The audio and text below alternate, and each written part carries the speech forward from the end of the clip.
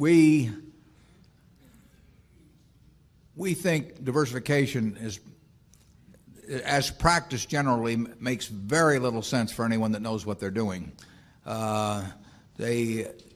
Diversification is a protection against ignorance. I mean, if you want to make sure that nothing bad happens to you relative to the market, you own everything. There's nothing wrong with that. I mean, that is a perfectly sound approach for somebody who does not feel they know how to analyze businesses.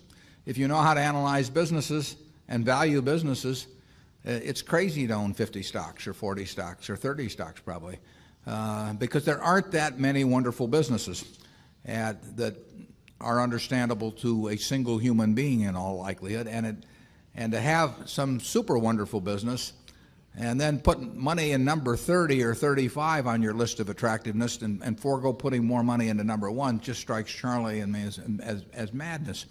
And it's conventional practice, and it may, if all you have to achieve is average, it may preserve your job, but it's a confession in our view that you don't really understand the businesses that you own. On a personal portfolio basis, I own 1 stock, but it's a business I know, and it leaves me very comfortable. So, do I need to own 28 stocks in order to have proper diversification? It'd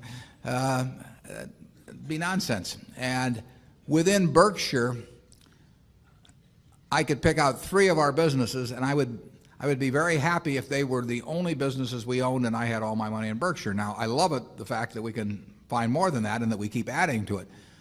But 3 wonderful businesses is more than you need in this life to do very well. And the average person isn't going to run into that. I mean, if you look at how the fortunes were built in this country, they weren't built out of a portfolio of 50 companies. They were built by someone who identified with a wonderful business. Coca-Cola is a great example. A lot of fortunes have been built on that. And there aren't 50 Coca-Colas.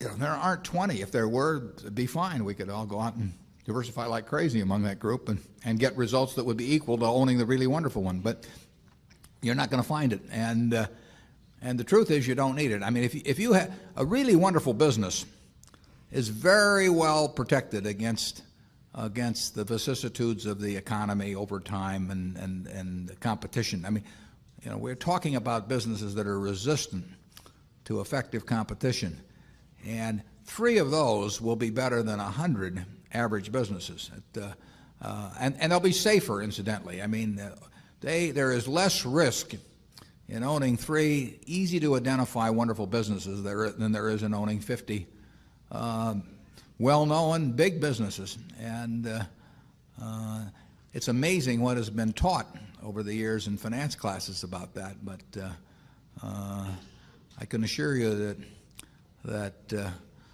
I would rather pick, if I had to bet the next 30 years on the fortunes of my family that would be dependent upon the income from a given group of businesses, I would rather pick 3 businesses from those we own than own a diversified group of 50.